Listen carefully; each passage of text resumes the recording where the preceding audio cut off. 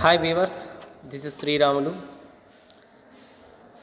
Today's topic is properties of nucleus.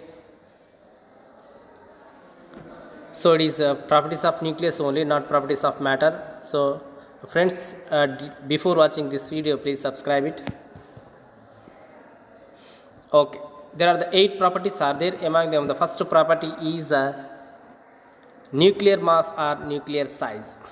The mass of the nucleus is the sum of the masses of the neutrons and protons contained in it, right? So mass of the nuclear mass or nuclear size is what? It is masses of new protons and neutrons. That is a nuclear mass. This is usually expressed in terms of AMU, atomic mass unit, right? So mass of the small quantities, fundamental quantities, masses are measured in terms of atomic mass unit only. We should measure in terms of this only, not in terms of kgs. Okay, and here there is a relation between one AMU and kgs is this one. So one mass atomic mass unit is 1.66 into 10 to the power of minus 27 kgs, right? The mass of the nucleus is ZMP plus NMN. So by taking individual protons and neutrons, and if you calculate the mass, that is the mass of the nucleus. Okay, and see here the mass of the proton can be written in terms of AMU as 1.007277, right? And the mass of the neutron is 1.008665. Okay, 1.008665. That is in terms of AMU only.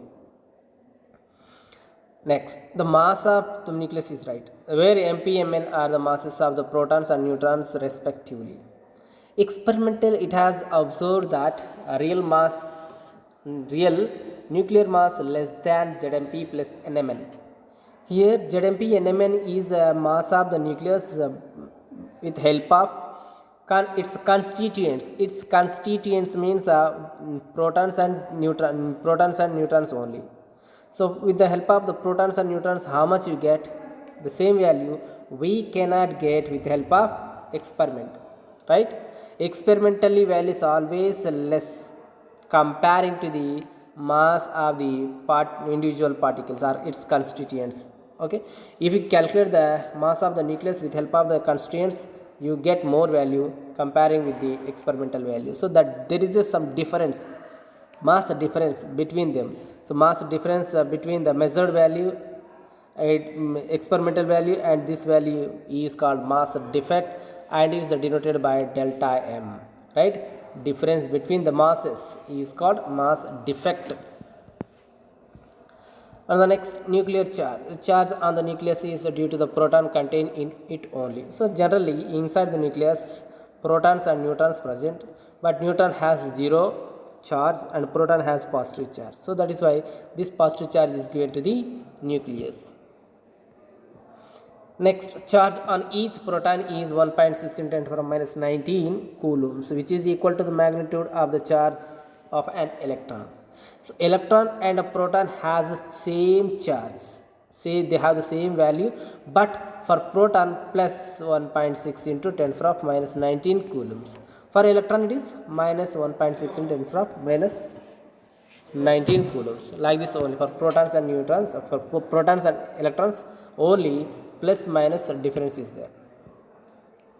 Next, nuclear radius. The nuclear diameter can be measured in a number of ways. So there are the many ways are there to calculate the diameter of the nucleus, but among them the best process are two are there, right? Two of them are by scattering of fast protons or fast neutrons, and by scattering of high energy electrons. Okay, so by fast protons and fast neutrons, we can calculate diameter of the nucleus, or by scattering of high energy electrons also we can calculate the diameter of the nucleus. If you know the diameter of the nucleus, then you can easily half it, then you can get radius of nucleus.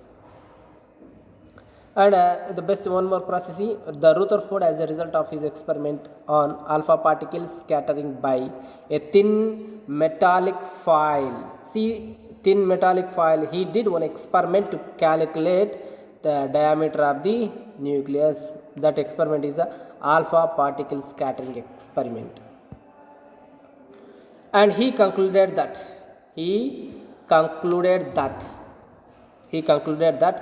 the distance of the closest approach of alpha particle to the nucleus of the scatterer can be regarded as a measure of size of the nucleus, right?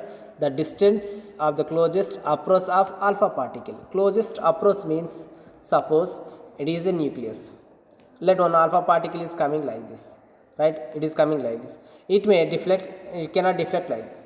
Again move it very nearer to it. So it is when it is coming here, it is ready to deflect. At what distance it is ready to deflect?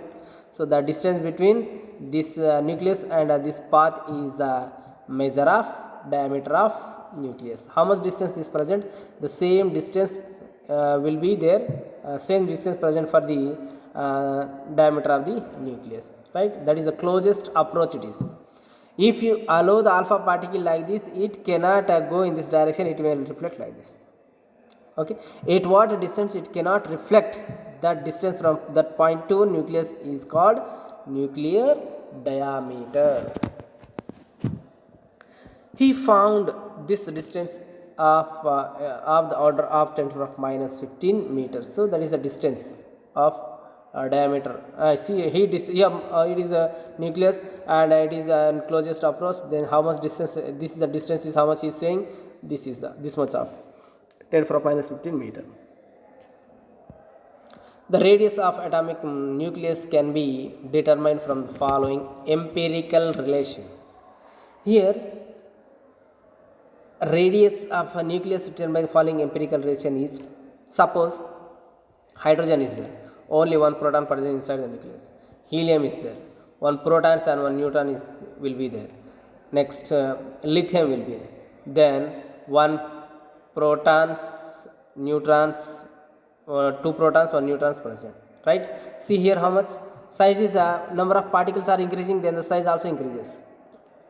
Next, lithium, beryllium, boron, their size will be very much high. As the size is increasing, the distance from the center is also increasing. That means radius is also increasing. Okay, so here we can say simply radius of the nucleus is always directly proportional to atomic number, but not it is exactly like this. It is not directly proportional to a only. It is directly proportional to a power 1/3 only. Okay, so remove this directly proportionality and then we write equal and one constant. That constant is taken as r naught into a power 1/3. So this r naught is also given. That is how much? 1.4 into 10 to the minus 15 meter, or we can write it is 1.5 into 10 to the minus 15 meter also. Either 1.5 or 1.4, you can write any one, right? And a is the mass number. Here r naught is called linear constant and has a value 1.4 into 10 to the minus 15 meters. Next, nuclear density. The density of nucleus can be calculated as follows. So generally, what is the density formula? Density formula is a density formula. Generally, density is denoted by rho.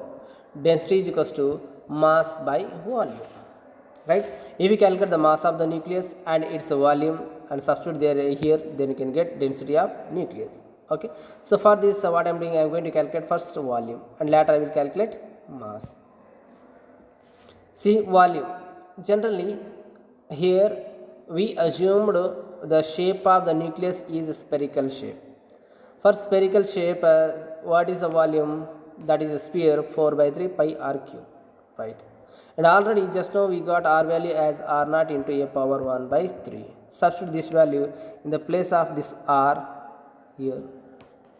In the place of this r naught means that is a 1.4 into 10 to the minus 15. Isn't it? This is r naught into, if you substitute this value here, then what do you get? 4/3 pi r In the place of r, what you have to substitute? R naught a power 1 by 3 whole cube, r cube in the place of r cube. And see, so it 4 by 3 pi r naught, for r naught it is a cube comes, r naught cube into a power, already 1 by 3 is there, and this 3 this gets cancelled, simply we get a only.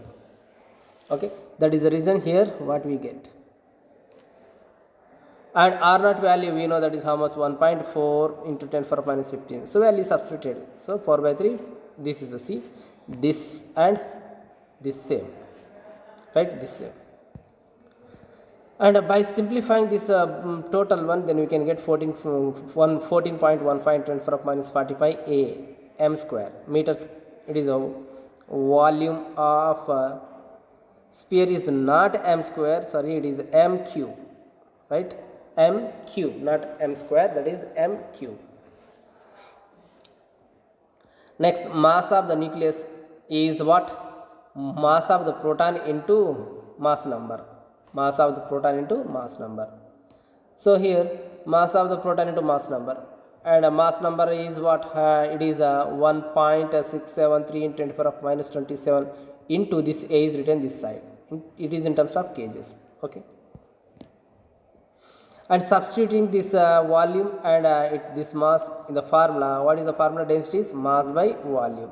Mass term is this one and volume term is this. Then we can get 1.18 into 10 to the power 17, 10 to the power of 17 kg per meter cube. And next what? Nuclear quantum states. From the study of artificial radioactivity and alpha gamma ray spectra, it would becomes clear that every nucleus possesses a set of quantum states in corresponding number of discrete energy level. So that means suppose it is a nucleus, for example, it is atom. First let me take example as atom. It is a nucleus, around it what happens, many cells present or orbits present. So here so these orbits, so a orbit which is near to the nucleus is denoted by a line, and this is denoted by this, and it is denoted by like this. Okay, suppose here there are the electrons, here also electron present, here present, here present. Suppose here electrons, the electron is present here, that is called ground state electron, and is first excited, second excited state electrons. So here electrons are there. If you supply the energy to them, then what happens? They gains energy, they cannot stay here, they jumps to the next level. So jumping to the next level, and later they stay there 10 power minus 9 seconds only, and come back, and they release the energy how much they received while jumping from here to here.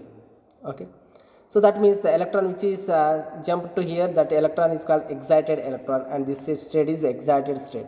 How the electron has the properties like this, in the same manner here nucleons also has.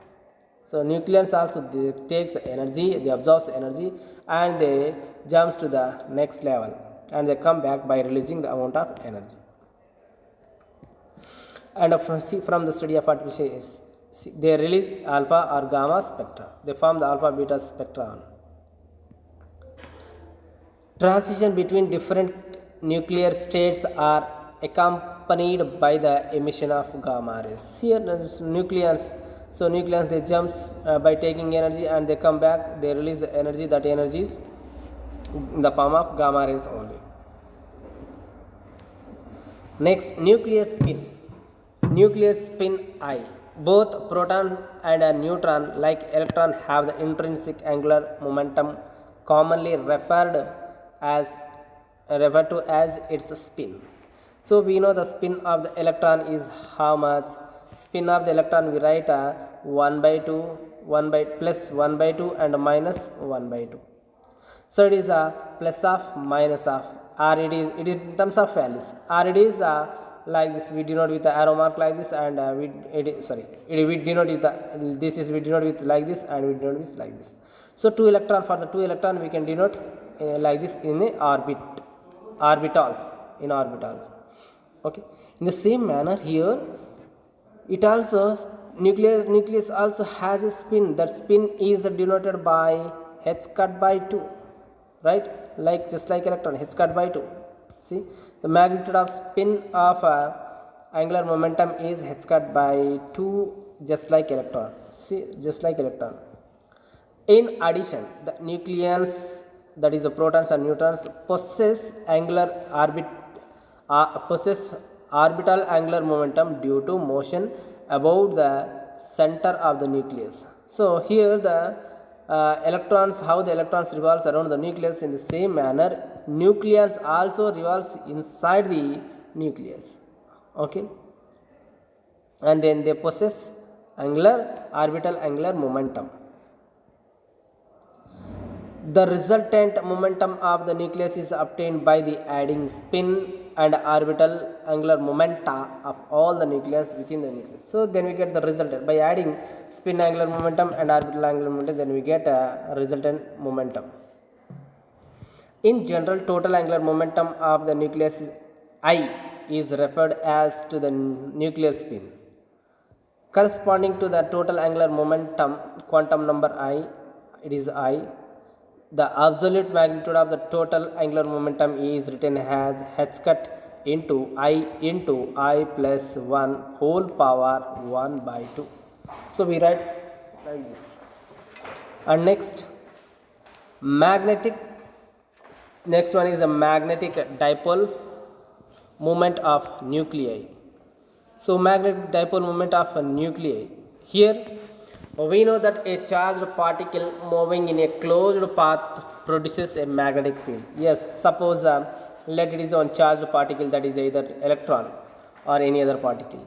So when it is moving in this direction, around this what happens, it produces a magnetic field.